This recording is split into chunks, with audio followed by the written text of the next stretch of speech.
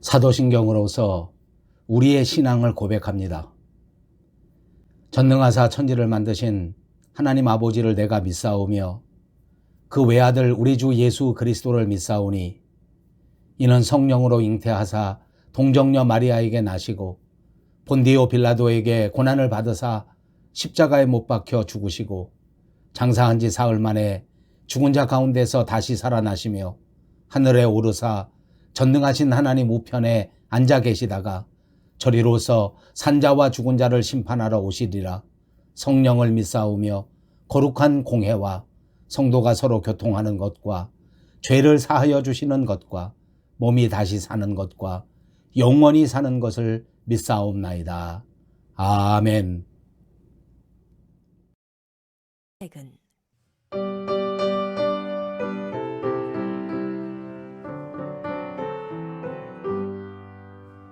하나님 아버지 주신 책은 귀하고 중하신 말씀일세.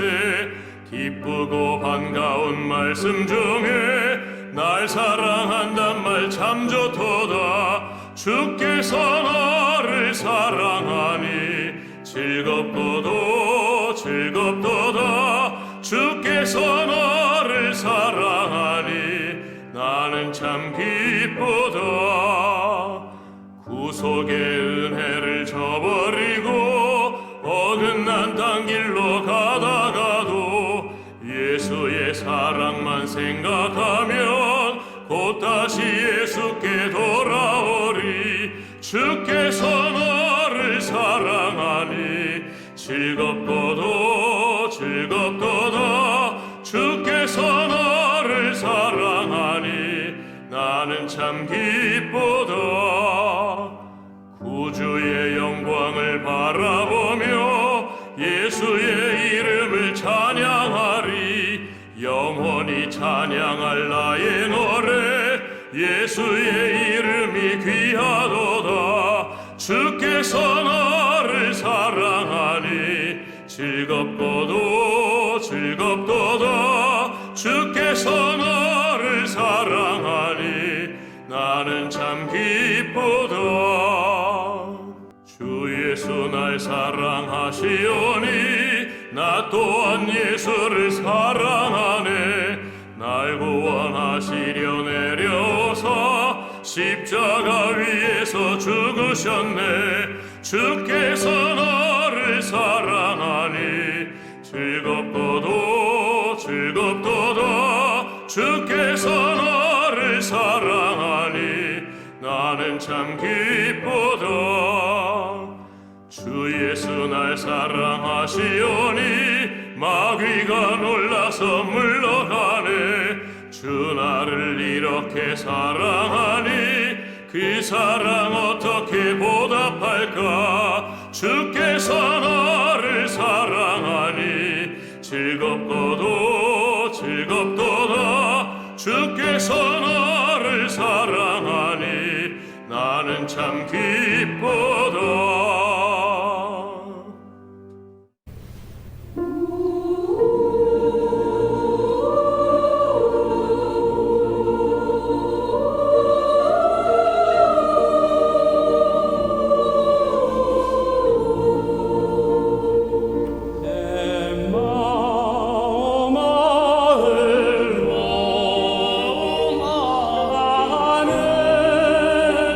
주 제자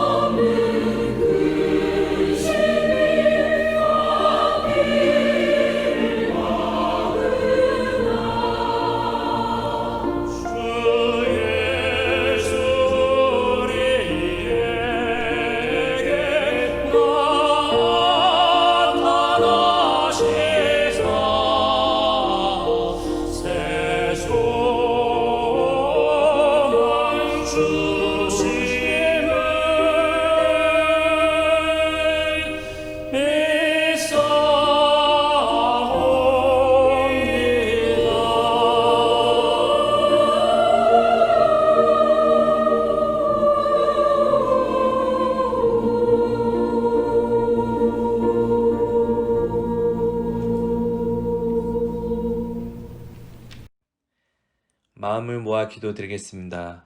전지전능하시고 생사화복을 주관하시는 하나님 아버지께 영광과 존귀와 찬양을 올려드립니다. 하나님 아버지, 은혜 속에서 지난 한 주간도 계속 확산되는 코로나 바이러스의 위협에서 우리를 눈동자같이 살펴주시고 주님의 은혜로 소망을 가지고 살아가도록 인도해 주신 하나님 아버지께 감사를 드립니다. 하나님 아버지, 지난 한 주간도 이 세상의 삶을 살면서 하나님의 자녀답지 못한 생각과 말과 행실을 서슴없이 살아왔음을 회개합니다. 그리고 주님의 말씀을 따라 의지하기보다는 세상 것들에 더 관심을 갖고 사랑하며 그것들을 하나라도 더 채우려고 노력하였음을 회개합니다. 그럼에도 불구하고 오늘도 저희를 용납하여 주시고 더럽고 추악한 모든 죄를 예수 그리스도의 보혈의 피로 씻어주시니 감사를 드립니다. 하나님 아버지, 코로나 바이러스로 인해 온라인으로 각 가정에서 예배를 드리고 있습니다.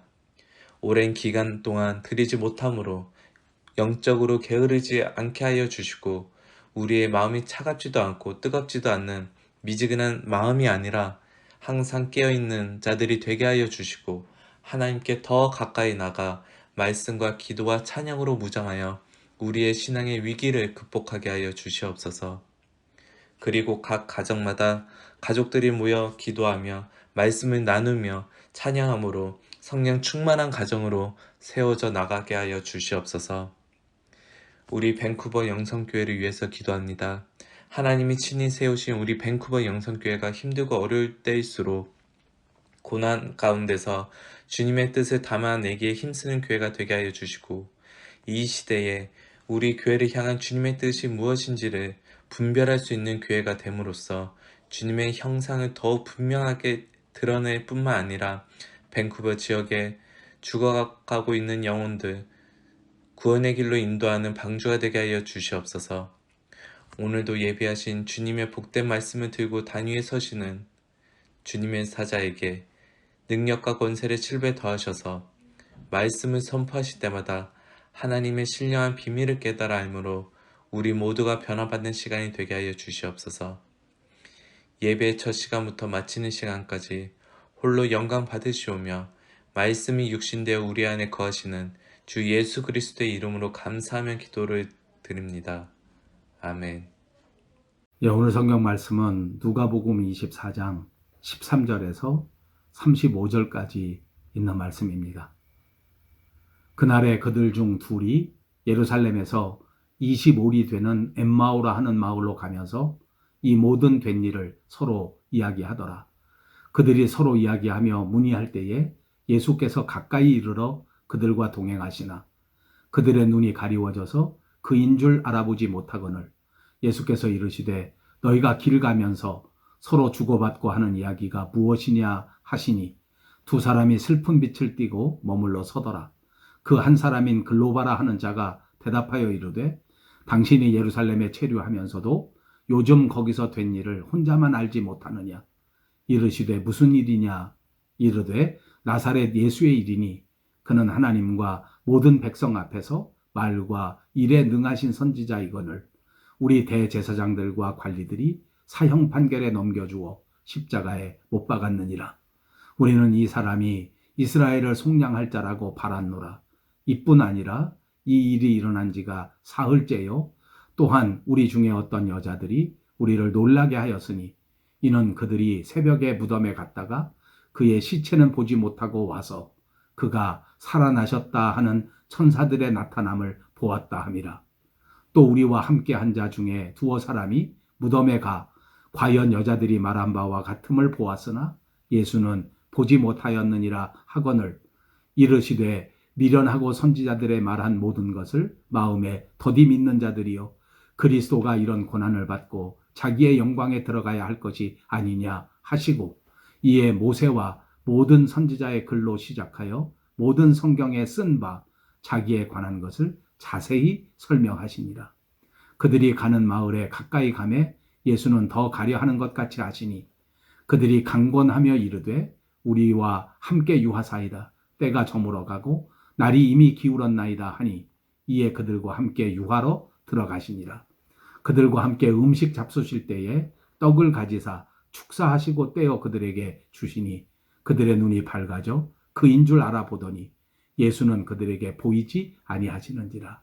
그들이 서로 말하되 길에서 우리에게 말씀하시고 우리에게 성경을 풀어주실 때에 우리 속에서 마음이 뜨겁지 아니하더냐 하고 곧 그때로 일어나 예루살렘에 돌아가 보니 11 제자 및 그들과 함께한 자들이 모여 있어 말하기를 주께서 과연 살아나시고 시몬에게 보이셨다 하는지라. 두 사람도 길에서 된 일과 예수께서 떡을 떼심으로 자기들에게 알려지신 것을 말하더라. 아멘. 네, 여러분 안녕하셨습니까? 오늘은 12월 둘째 주일이 되었습니다. 여전히 코로나 바이러스의 팬데믹 사태가 진정되지 않고 있습니다. 연말이 되어서 더 경각심을 갖고 방역 수칙을 지켜야 되는 상황에 있는 것입니다. 물론 영국에서는 드디어 이 백신의 접종이 시작됐고 미국도 그리고 우리가 사는 이 캐나다도 다음 주부터는 이제 본격적으로 백신 접종이 시작되는 것이다 라는 보도가 있었습니다. 물론 저나 여러분 같은 일반인들에게는 아직도 한 2, 3개월 정도는 더 기다려야 백신 접종의 순서에 들어가는 거 같이 보여집니다. 물론 우리 조국 대한민국보다는 훨씬 더 빠른 속도로 백신 접종이 시작될 것이라고 생각합니다. 너무 힘드시고 너무 오래도록 이렇게 이런 상황에 있는 것인데 아무쪼록 여러분 마지막까지 용기를 잃지 마시고 더 충만하게 기도하시면서 잘 견디시기를 주님의 이름으로 축복합니다. 이제 오늘 저희는 누가복음 강해 104번째 시간이 된 것입니다. 다음 주는 12월 20일인데 다음 주일이 되면 105번째 누가복음 강해가 될 것이고 그리고 그 105번째 강해로서 누가복음 전체의 강해를 마칠 수 있을 것 같습니다. 지난주에도 말씀드린 것처럼 2018년 8월에 시작된 이 누가복음 강해가 실로 2년 4개월 동안 계속되어지면서 드디어 그 대단원의 막을 내리게 된 것입니다. 다시 한번 하나님께 영광 돌리고 또 여러분 모두에게 깊은 감사의 말씀을 드립니다. 이제 우리가 누가복음을 강해하는 순서에 따라서 예수님의 부활 그리고 예수님의 승천 이런 것들을 우리가 강해하고 있는데 또 우리가 지금 지나고 있는 이 12월의 둘째 주일은 예수님의 성탄절을 기다리는 대강절 가운데 있는 절기입니다. 그러니까 다시 말하면 우리는 강해 순서에 따라서 부활절을 강해하고 우리가 사는 지금의 시점은 성탄절을 눈앞에 두고 있는 그런 시기라는 말씀입니다. 우리 기독교의 두 가지 중요한 절기를 말하라고 하면 그것이 바로 성탄절이요, 그것이 바로 부활절입니다. 이 두 절기들은 기독교 안에서 정말 독특한 의미를 가지고 있습니다. 성탄절은 우리에게 주는 메시지가 하나님이 인간이 되신 것이다 라는 메시지라고 할 수 있습니다. 부활절이 우리에게 주는 메시지가 있다고 하면 예수님께서 다시 사셨다. 우리도 예수님을 믿고 예수님을 향한 믿음을 통하여 예수님처럼 부활할 수 있다 하는 것이 아마 부활절이 담고 있는 메시지라고 생각합니다. 그러니까 이 세상에 정말 많은 종교가 있고 많은 철학이 있고 많은 사상이 있지만 하나님이 육신을 입고 우리 가운데 오셔서 인간이 되셨다. 이런 말씀, 이런 사상, 이건 아마 기독교밖에 없을 겁니다. 또 사람이 죽었다가 다시 살아날 수 있다. 인류 역사상 죽었다가 다시 살아나신 분은 오직 예수님 한 분밖에 없습니다. 이것이 기독교가 가지고 있는 가장 중요한 독특성 그리고 기독교가 가지고 있는 유일성이다 이렇게 말씀드릴 수 있습니다. 오늘 본문에는 엠마오로 가는 두 제자의 이야기가 나오는데, 그래서 저는 오늘 이 말씀의 제목을 엠마오 두 제자라 이렇게 붙여드렸습니다. 사실 이 엠마오로 가는 두 제자의 이야기는 마가복음에서도 살짝 나오기는 하지만 특별히 이 누가복음이 상세하게 기록하고 있는 이야기입니다. 예루살렘 서쪽편에 위치한 엠마오라고 하는 도시를 향해서 걸어가고 있는 두 제자에게 얽혀진 이야기입니다. 이렇게 예수님의 십자가 죽음을 체험하고 실망과 절망 속에서 눈물을 흘리면서 엠마오로 향하는 두 제자에게 부활하신 예수님이 함께 찾아와 주시고, 그리고 다시 한번 그 부활의 복음을 상세하게 그들에게 가르쳐 주시는 그런 이야기가 오늘 본문의 이야기입니다. 이렇게 엠마오로 향하던 두 제자는 우여곡절이 있었지만 결국 부활하신 주님을 깨닫게 되고 만나게 되고, 엠마오로 향하던 발걸음을 돌이켜서 예루살렘으로 돌아가게 된 것입니다. 이제부터는 더 이상 실망하거나 좌절하지 않고 예루살렘에 돌아가 부활의 증인이 되는 그런 삶을 살게 된 것입니다. 본문 13절과 14절을 보시기 바랍니다. 그날에 그들 중 둘이 예루살렘에서 25리 되는 엠마오라 하는 마을로 가면서 이 모든 된 일을 서로 이야기하더라. 오늘 본문에 나오는 두 제자는 아마 예수님의 직접 제자였던 12사도는 아닌 것 같습니다. 아마도 70명에 해당하는 조금 넓은 의미의 제자들에 속해 있었던 그런 사람들이 아닌가라고 추측할 수 있습니다. 이들은 옛날 예수님이 하셨던 그 모든 가르침과 그 모든 말씀에서 깊은 은혜를 받았던 사람입니다. 뿐만 아니라 예수님과 더불어 사역하면서 예수님이 행하신 갖가지 능력들을 다 눈으로 본 사람들입니다.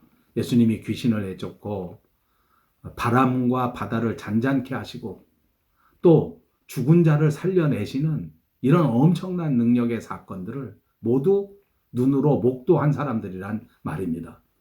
그래서 이 사람들은 예수님을 따라다니면서 정말 큰 꿈과 비전을 가졌습니다. 예수님이야말로 우리를 이렇게 압제하는 이 로마 나라를 완전히 내쫓아버리고 이스라엘 나라를 독립시켜 주셔서 위대한 독립왕국을 세워주실 것이다. 이렇게 믿었습니다. 그리고 이제 이런 생각은 오늘 이 두 제자들 뿐만 아니라 당시 예수님을 따르던 많은 사람들이 가지고 있었던 보편적인 생각 가운데 하나였습니다. 예수님이 이런 나라를 세우고 예수님이 왕이 되시고 나면 물론 중요한 무슨 장관이나 총리나 하는 것은 뭐 12사도들이 한다고 하겠지만, 그러나 그 다음에 무슨 고위공직이라든지 차관이라든지 하는 것들은 우리도 할 수 있을 것이다. 이런 기대를 가지면서 예수님을 따라다녔단 말입니다. 그런데 그 예수님이 이 종교 지도자들에게 붙들리고, 그리고 그들이 고소하는 대로 재판을 받고, 그리고 십자가에서 예수님께서 돌아가셨습니다. 이 예수님의 십자가 사건을 통해서 이 제자들의 마음은 갈기갈기 찢겨진 겁니다. 그들이 예수님을 통해서 가졌던 이 세상의 모든 꿈과 비전이 허무하게 완전히 무너져 내린 겁니다. 이제 이 사람들에게는 더 이상 무슨 소망이 없었습니다. 그야말로 절망 속에 빠져들고 깊은 슬픔이 억누르게 된 것입니다. 사실 이들은 예수님이 십자가에서 돌아가신 이후에 그 무덤에서 예수님께서 부활하셨다라고 하는 그 몇몇 여자들의 소식도 들어서 알고 있었습니다. 또 그 여자들 때문에 베드로를 비롯한 제자들이 뛰어가서 빈 무덤을 보고, 그리고 예수님의 시신이 거기 무덤에 있지 않다 하는 소식도 다 들었습니다. 그렇지만 그걸 믿지는 못한 거죠. 예수님의 부활의 소식은 들었지만 예수님의 부활의 사실을 믿지 못하고 여전히 슬픔 속에 잠겨서 엠마오라고 하는 길로 하염없이 내려가고 있었던 것입니다. 15절과 16절의 말씀입니다. 그들이 서로 이야기하며 문의할 때에 예수께서 가까이 이르러 그들과 동행하시나 그들의 눈이 가리워져서 그인 줄 알아보지 못하거늘. 그들이 걸어가는데 예수님이 옆에 오셔서 말씀을 하시는데도 불구하고, 예수님이 오셔서 함께 계시는데도 불구하고 그들은 예수님을 알아보지 못했습니다. 눈이 어두워진 거죠. 세상적인 눈은 아무 이상이 없었지만, 그러나 영적인 눈은 완전히 어두워져 버린 겁니다. 좀 비판적으로 말한다면 세상 눈은 여전하기 때문에 세상은 다 잘 볼 수 있습니다. 세상을 잘 보게 되니까 여전히 그 세상 속에 빠져들어가는 것 아닙니까? 세상 물정에 밝고 세상 정치에 밝고, 그런데 그렇게 세상에는 훤히 밝은 사람들이 오히려 영적인 일에는 눈이 가리워져서 어둡습니다. 영적인 일을 깨닫지도 못하고 알지도 못하고 영적인 일에는 열심을 내지도 않고 오히려 게을러진 것입니다. 세상에 눈이 밝은 사람들은 신앙에 불신앙적인 사람들이 많습니다. 그리고 이렇게 세상에 밝고 영적인 눈이 어두워진 사람은 특징이 몇 가지 있는데, 그 사용하는 언사 자체가 늘 부정적입니다. 소망이 없는 말을 하죠. 어둠 속에 그냥 꽉 사로잡혀서 부정적인 말을 늘어놓습니다. 안 된다는 말만 합니다. 체념에 잠긴 말을 합니다. 그리고 정말 통속적이고 세속적인 말을 하게 됩니다. 여러분, 이 엠마오로 가는 길은 예루살렘에서 서쪽으로 가는 길입니다. 해는 저물고 어둠이 뉘엿뉘엿 내리는 그 서쪽 상태의 길이란 말입니다. 이것이 우리에게 상징하는 의미가 있습니다. 내려가는 길, 어둠으로 향하는 길은 그 자체가 불신앙의 상태를 가르쳐 주는 겁니다. 그 자체가 절망의 상태를 가르쳐 주는 것이요, 조금 심하게 말하면 죄악의 상태를 말하는 겁니다. 눈물이 마를 일이 없습니다. 근심과 걱정이 끊일 날이 없습니다. 슬픔 속에 잠겨 있습니다. 이것이 엠마오로 내려가는 길의 특징입니다. 영적인 눈이 어두워진 삶의 특징이라고 생각합니다. 17절과 21절에 있는 말씀입니다. 예수께서 이르시되 너희가 길 가면서 서로 주고받고 하는 이야기가 무엇이냐 하시니, 두 사람이 슬픈 빛을 띠고 머물러 서더라. 그 한 사람인 글로바라 하는 자가 대답하여 이르되 당신이 예루살렘에 체류하면서도 요즘 거기서 된 일을 혼자만 알지 못하느냐. 이르시되 무슨 일이냐. 이르되 나사렛 예수의 일이니 그는 하나님과 모든 백성 앞에서 말과 일에 능하신 선지자이거늘 우리 대제사장들과 관리들이 사형 판결에 넘겨주어 십자가에 못 박았느니라. 우리는 이 사람이 이스라엘을 속량할 자라고 바랐노라. 이뿐 아니라 이 일이 일어난 지가 사흘째요. 예수님이 이 두 명의 제자와 함께 걸어가면서 그들과 주고받은 그 이야기들이 이렇게 기록되고 있는 겁니다. 그러니까 제자들이 막 이야기를 하면서 엠마오 길로 걸어가는데 부활하신 주님이 옆에 오셔가지고 야, 니네 지금 무슨 말하고 있느냐 이렇게 물으셨다는 것이죠. 그랬더니 그 두 제자가 정말 슬픈 빛을 띠면서 그렇게 그 예수님이 누구신지도 알아보지 못하고 그리고 예수님에게 대답하는 겁니다. 그 중에 한 사람의 이름이 여기 글로바라고 성경에 쓰여져 있는데, 그 사람이 말하기를 아니 당신은 예루살렘에서 사는 사람인 것 같은데 예루살렘에 살면서 요즘 예루살렘에서 된 일을 어떻게 하나도 모르고 있느냐. 예수님이 십자가에서 죽으신 이 엄청난 사실을 너는 듣지도 못했느냐. 이렇게 묻는 것입니다. 오히려 핀잔을 준 거죠. 이 예수님에 대해서 글로바와 그 옆에 있는 제자가 예수님에게 이야기를 하는 겁니다. 하나님과 백성 앞에서 말과 일에 능하신 선지자였다. 그 예수님의 말씀이 얼마나 은혜가 충만하고 얼마나 능력이 많았는지 예수님이 말씀을 통해서 병자를 고치고 귀신도 쫓아내고 죽은 자도 살려낸 바로 그분이다. 우리는 그분이 이 이스라엘을 독립시켜주고 이스라엘을 완전히 해방시켜줄 그런 지도자라고 믿고 따랐다. 그래서 로마를 다 물리쳐버리고 이제 독립된 이스라엘, 자랑스러운 이스라엘을 만들어 주어서 그야말로 다윗과 같은 위대한 왕이 되실 것이다. 이렇게 철석같이 믿었었는데, 그런데 대제사장들과 또 종교 지도자들이 예수님을 십자가에 못 박아 죽여버렸다. 그래서 우리의 모든 소망과 모든 기대가 다 깨져버린 것이다. 그렇게 예수님이 돌아가신 지가 지금 며칠이나 된 것이다. 이렇게 말하는 겁니다. 제자들은 예수님에게 이런 말을 전하면서도 그 가슴 속에 슬픔을 억누를 수가 없어서 눈물이 더 많이 흘러내리고 진짜 눈물이 가득한 채 이 예수님에 대한 이야기를 예수님에게 전하고 있는 것입니다. 22절에서 24절에 있는 말씀을 보십시오. 또한 우리 중에 어떤 여자들이 우리로 놀라게 하였으니 이는 그들이 이 새벽에 무덤에 갔다가 그의 시체는 보지 못하고 와서 그가 살아나셨다 하는 천사들의 나타남을 보았다 함이라. 또 우리와 함께 한 자 중에 두어 사람이 무덤에 가 과연 여자들이 말한 바와 같음을 보았으나 예수는 보지 못하였느니라 하거늘. 아까도 말씀드린 것처럼 이 글로바와 또 다른 제자는 예수님이 십자가에 돌아가신 후에 일어났던 모든 소식들도 다 듣고 있었습니다. 예수님이 부활하셨다는 소식도 다 들었습니다. 막달라 마리아를 비롯한 다른 여자들이 전해준 말도 다 들었습니다. 그들은 새벽에 이 여자들이 무덤에 갔다가 시체는 보지 못했다고 이렇게 전하고 있는 것입니다.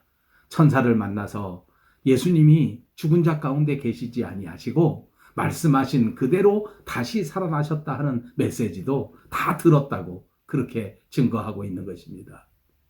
예수님이 평상시에 말씀하셨던 그대로 예수님은 다시 살아나신 것이다라는 사실을 분명히 알고 있었고, 또 뿐만 아니라 그 이야기를 듣고 베드로와 요한이 무덤에 가서 과연 그 말씀 그대로 예수님의 시신이 그곳에 있지 아니하고 살아나셨다고 하는 사실을 보았는데, 빈 무덤을 보았는데 그럼에도 불구하고 부활의 주님을 믿지는 못했습니다.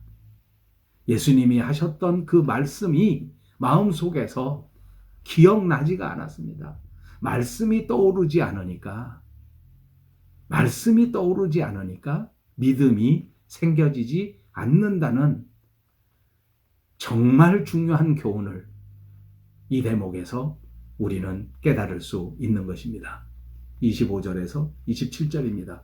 이르시되 미련하고 선지자들이 말한 모든 것을 마음에 더디 믿는 자들이요 그리스도가 이런 고난을 받고 자기의 영광에 들어가야 할 것이 아니냐 하시고, 이에 모세와 모든 선지자의 글로 시작하여 모든 성경에 쓴 바 자기에 관한 것을 자세히 설명하시니라. 오늘 예수님은 이 글로바와 또 다른 제자를 만나서 그들에게 다시 성경 말씀을 가르치셨습니다. 모세로부터 시작해서 모든 선지서에 있는 예수님에 관한 이야기, 예수님의 십자가에 관한 이야기, 이 모든 이야기를 다시 자세하게 가르쳐 주신 것입니다. 이게 정말 엄청난 일입니다. 예수님은 부활하신 이후 제자들에게 다가오셔서 다시 예수님의 말씀을 가르치시는 겁니다. 그러면서 하나님의 말씀을 더디 믿는다고 책망도 하셨습니다. 예수님은 말씀을 통해서 그리스도가 고난을 받고 영광에 들어가야 할 것을 다시 한번 가르쳐 주셨습니다. 본문에 보니까 부활하신 예수님을 알아보게 하시려고 자기와 함께 걸어가고 있는 이 부활의 주님을 깨닫게 하시려고 예수님이 하신 것은 바로 말씀을 가르치신 것입니다. 말씀을 가르치신 것입니다. 여기가 핵심입니다. 근데 이렇게 부활의 주님을 깨닫게 해주려고 가르쳐 주시는 예수님의 말씀의 핵심에도 중요한 게 있습니다. 첫 번째는 예수님이 십자가에 못 박혀 죽으셔서 사흘 만에 다시 살아나야 한다. 이 엄연한 사실, 이것이 복음의 핵심입니다. 이걸 가르쳐 주는 것이고, 두 번째는 그리스도가 고난을 받고 자기의 영광에 들어가야 한다 하는 것을 또 가르쳐 주시는 것입니다. 예, 그리스도는 고난을 받고 자기 영광에 들어간다. 그리고 세 번째로는 그리스도가 고난을 받고 3일 만에 다시 살아나야 한다. 이것이 바로 복음의 핵심입니다. 이게 예수님이 가르쳐 주신 복음의 핵심 중에 핵심 세 가지인 겁니다. 이게 공통적인 게 다 십자가입니다. 십자가, 부활, 그리고 한 가지 더 고난. 이것이 기독교의 핵심입니다. 이것이 부활하신 주님을 만날 수 있는 가장 중요한 비결입니다. 십자가가 없는 기독교가 아니라고 할 수 있습니다. 부활이 없는 기독교는 있을 수가 없습니다. 고난이 없는 영광의 그리스도란 있을 수가 없는 것입니다. 제자들이 부활하신 주님을 다시 만나서 믿지 못한 이유, 부활하셨는데도 불구하고 예수님을 영접하지 못한 이유는 바로 그들이 이런 중요한 핵심을 알지 못했기 때문입니다. 조금 더 신학적으로 말한다면 제자들이 가지고 있었던 메시아관이 잘못되었기 때문입니다. 그때 당시 예수님의 제자들은 잘못된 메시아관을 가졌습니다. 다시 말하면 고난이 없는 영광, 십자가가 없는 영광, 이것을 바라봤습니다. 죄의 문제를 해결하고 그리고 구원을 얻어야 하는데 죄의 문제는 생각하지도 않고 정치적인 문제에만 몰두한 겁니다. 고난이 없는 영광, 세상에서 이루어지는 메시아의 나라, 이것만 생각한 거예요. 그러니까 유대인들이 지금까지 예수님을 그리스도라고 믿지 못하는 이유는 지금도 예수님을 현세적인 메시아라고만 이해하기 때문에 아직도 메시아가 올 거라고 그렇게 생각하고 있는 거죠. 또 많은 사람들이 그리스도가 이 땅에 오시면 아까도 말씀드린 것처럼 이스라엘의 독립정부를 세우고 그리고 진짜 아주 세계에서 제일 강한 진짜 강한 나라 이스라엘 나라를 만들어 가지고 전 세계를 통치하게 된다. 이게 생각하는 거예요. 그러니까 지금도 유대인들은 메시아가 오면 이 메시아는 뭐 미국의 트럼프보다 훨씬 강한 사람. 그들이 생각하는 메시아 왕국은 뭐 미국이나 무슨 러시아나 무슨 뭐 중국이나 이런 나라보다 훨씬 막강한 나라. 이걸 생각하고 있는 거예요. 십자가에 죽으셔서 고난을 통해서 영광에 이르른다고 하는 이 사실은 받아들이지를 못하고 있는 것입니다. 여러분, 오늘을 사는 우리들 가운데에도 이런 메시아관을 가진 사람들은 정말 많습니다. 우리 한국 사람들은 정말 안타깝지만 이런 메시아관을 가지고 현세적인 하나님의 나라, 기복적인 신앙, 성공만을 바라보는 번영신앙, 이런 것들이 정말 많습니다. 예수 믿는 목적이 오로지 세상에서 잘 살기 위한 것이고 예수 믿는 목적이 오로지 세상에서 부자 되고 출세하고 또 건강하게 오래 살기 위해서 예수 믿는 사람들이 정말 많다는 겁니다. 죽은 다음에 하나님의 나라 가는 거는 아무 관심이 없어요. 하늘에서 우리를 위하여 예비하신 그 하나님의 나라에는 아무 문제가 없어요. 아무 생각이 없어요. 죄의 문제를 해결해야 된다고 하는 데에는 아무 생각도 안 해요. 나는 오로지 그냥 세상에서 돈 문제 해결되길 바라고 그냥 내 질병 문제 해결하는 게 지상 목표지 죄를 해결해야 된다라는 건 생각도 안 하는 거예요. 그러다가 현실적으로 돈 버는데 결과가 나타나지 않으면 질병 가운데 건강을 회복하지 못하면 즉시 신앙을 버리고 교회를 버리고 예수님을 떠나가 버립니다. 여러분 오해하지 마십시오. 물론 예수님을 믿고 복을 받는 것은 잘못된 것이 아닙니다. 믿음의 조상 아브라함도 늘 복을 받지 않았습니까? 예수님이 만왕의 왕이요 만유의 주가 되시는 것도 맞는 말입니다. 그러나 그것을 얻기 위해서, 그 영광에 들어가기 위해서 먼저 고난이 있고 먼저 십자가가 있다고 하는 것을 분명히 깨달아야 한다는 말입니다. 이것이 성경에서 우리에게 가르쳐주는 진정한 메시아관이라고 하는 사실을 잊지 마시기를 바랍니다. 그리고 또 한 가지는 하나님이 우리에게 주시는 복은 외면적인 복이 아니라 내면적인 복이라고 하는 사실을 꼭 잊지 마시기를 바랍니다. 예수님을 믿고 마음으로부터 거듭나서 우리 마음에 예수님을 영접하게 되고 그것을 통해서 우리의 마음이 변화되는 것, 그것이 하나님이 주시는 큰 복입니다. 그래서 하나님이 주시는 복은 현세적이라기보다는 내세적인 겁니다. 이 세상 나라를 주시는 것이 아니라 이 다음 세상, 영원한 세상을 우리에게 주시는 것인 줄로 믿습니다. 그래서 예수님은 바로 이것을 우리에게 가르쳐 주시기 위해서 끊임없이 말씀을 가르쳐 주시는 것입니다. 성경에 나오는 인물치고 이러한 과정이 없이 영광을 얻은 사람 아무도 없습니다. 아브라함은 하나님의 말씀에 순종해서 걸어갈 때 25년 동안이나 자식 하나 없이 그렇게 광야의 삶을 살았습니다. 다윗은 10대로부터 하나님 앞에 부름을 받았지만 계속해서 사울에게 쫓겨다니는 피난자, 유랑자의 삶을 살다가 30살이 되어서야 왕이 되었습니다. 엘리야 선지자는 아합 왕에게 쫓겨다니고 이세벨에게 죽음의 위기를 맞이해서 얼마나 힘들었는지 정말 하나님 앞에 엎드려서 차라리 내가 죽는 게 더 좋겠다라고 죽음을 구한 적이 있습니다. 어느 한 사람도 고난이 없이 영광에 들어간 사람이 없다는 말씀입니다. 우리가 믿는 우리 주님 예수님도 이 땅에 오셔서 십자가의 고난을 통해서 그리스도가 되셨다는 사실을 잊지 마시기를 바랍니다. 신약교회의 12제자들의 삶도 보십시오. 어느 한 사람도 제 명대로 살다가 죽은 사람이 없었습니다. 사도 바울도 마찬가지 아닙니까? 얼마나 매를 맞고 얼마나 굶주리고 복음 때문에 몇 번씩이나 죽음의 위협을 당했습니다. 결국 나중에 작두의 목이 잘려서 죽었다고 전해집니다. 그런데 이상하게도 우리들은 그런 모든 고난을 쳐다보지도 않고 고난이 없는 영광만을 바라보고 현세적인 복을 꿈꾸는 그런 신앙생활을 하게 되는 겁니다.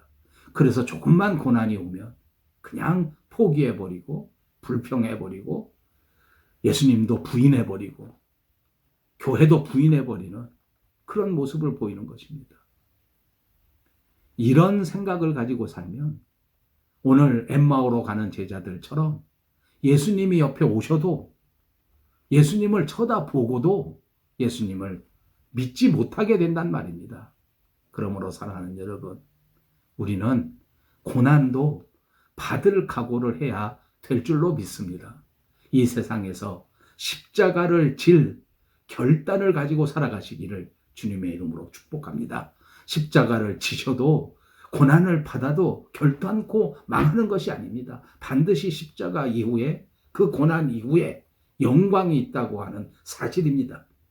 일시적으로는 십자가를 지지만 일시적으로는 실패처럼 보일지 모르지만 마지막에는 반드시 승리하게 만들어주시는 것입니다. 반드시 하나님 나라에서 영광스럽게 하실 줄로 믿습니다.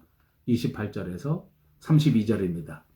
그들이 가는 마을에 가까이 가매 예수는 더 가려 하는 것 같이 하시니 그들이 강권하여 이르되 우리와 함께 유하사이다. 때가 저물어 가고 날이 이미 기울었나이다 하니 이에 그들과 함께 유하로 들어가시니라. 그들과 함께 음식 잡수실 때에 떡을 가지사 축사하시고 떼어 그들에게 주시니 그들의 눈이 밝아져 그인 줄 알아보더니 예수는 그들에게 보이지 아니하시는지라. 그들이 서로 말하되 길에서 우리에게 말씀하시고 우리에게 성경을 풀어주실 때에 우리 속에서 마음이 뜨겁지 아니하더냐 하고, 예수님은 이제 말씀을 가르치시면서 그 제자들이 가고자 하는 마을까지 다 왔습니다. 그래서 예수님은 그들과 함께 그들의 집에 들어갔습니다. 그리고 그들과 함께 식사를 하셨습니다. 식사할 때서야 비로소 이 제자들이 예수님인 것을 알아보게 된 겁니다. 왜냐하면 예수님께서 같이 식사를 나누고 떡을 떼어주실 그때에 마지막 돌아가시기 전에 그 떡을 떼어주셨던 그 예수님의 모습이 생각난 겁니다. 그때서야 성경 말씀이 생각나고, 그때서 예수님이 생각나고, 그때서야 가만히 보니까 우리가 엠마오 길로 오던 이때에 예수님이 오셔서 다시 말씀을 풀어주실 그때 우리의 마음이 뜨거워졌었던 것을 기억하게 된 것입니다. 사랑하는 여러분, 저는 이 대목이 얼마나 은혜로운지 모릅니다. 주님의 말씀을 묵상하면서 마음이 뜨거워지는 역사. 저는 저와 여러분 모두가 다시 한번 오늘 이 말씀을 통하여 우리의 마음이 뜨거워지시기를 주님의 이름으로 축복합니다. 어떻게 하면 우리 인생이 행복한 인생이 되는 겁니까? 어떻게 하면 우리 인생이 성공이 되는 겁니까? 바로 우리의 마음이 뜨거워져야 될 줄로 믿습니다. 그러므로 문제는 바로 말씀에 대한 열정입니다. 신앙에 대한 열정입니다. 이 열정이 있으면 그러면 반드시 우리가 성공하게 되는 것입니다. 행복하게 살 수 있게 될 줄로 믿습니다. 안타깝게도 우리 현대인의 삶에는 열정이 결핍되고 있습니다. 우리 이민 와서 살아오는 사람들도 그 열정이 다 사라졌어요. 그냥 적당히 사는 것도 적당히, 교회 생활도 적당히, 게으름과 나태함에 빠져 있기 때문에, 열정이 사라졌기 때문에 보람도 없고 열심도 없고 하나님의 직분을 올바로 감당하지도 못합니다. 여러분, 열정이 없으면 인생 자체가 의미가 없어요. 행복해질 수가 없습니다. 열정이 있는 사람은 다른 사람이 못한다고 하는 일조차도 감당할 수 있는 용기가 생기는 겁니다. 그러니까 삶에서 날마다 도전하는 삶을 살 수 있고 창조적인 삶을 살 수 있게 되는 것입니다. 새로운 사실을 발견하고 앞으로 뛰어나가게 되는 것입니다. 사랑하는 여러분, 열정을 회복하시기를 주님의 이름으로 축복합니다. 33절에서 35절입니다. 곧 그때로 일어나 예루살렘에 돌아가 보니 11 제자 및 그들과 함께 한 자들이 모여 있어 말하기를 주께서 과연 살아나시고 시몬에게 보이셨다 하는지라. 두 사람도 길에서 된 일과 예수께서 떡을 떼심으로 자기들에게 알려지신 것을 말하더라. 제자들은 이제 부활하신 주님을 만나고 마음이 뜨거워져서 엠마오를 떨치고 다시 예루살렘으로 돌아갔습니다. 예루살렘에 돌아가 보니까 거기 11 사도와 함께 한 자들이 다 함께 모여 있었습니다. 그리고 과연 예수님께서 다시 살아나셨다고 하는 사실을 모두가 깨닫게 되고 모두가 믿게 된 것입니다. 사랑하는 여러분, 이 제자들처럼 여러분의 마음이 뜨거워지시기를 바랍니다. 사랑하는 여러분, 이 제자들처럼 오늘 여러분들의 눈을 활짝 열어서 예수 그리스도를 바라보시기를 바랍니다. 말씀을 들으십시오. 말씀을 묵상하십시오. 말씀이 여러분의 마음을 뜨겁게 만들어 주실 것입니다. 마음이 뜨거워져서 남은 우리의 모든 인생을 복음의 증인이 되고 삶이 되시기를 바랍니다. 부활의 주님을 따라 부활의 역사를 이루어 나가는 저와 여러분, 그리고 우리 교회가 되시기를 주님의 이름으로 축복합니다. 감사합니다.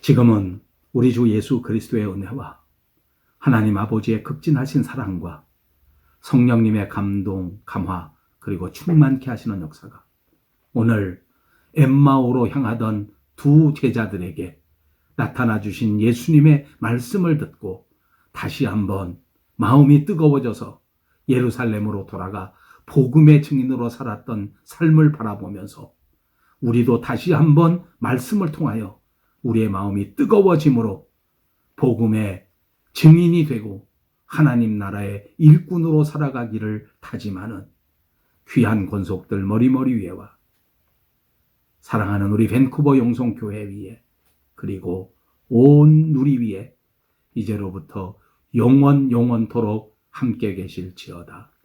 아멘.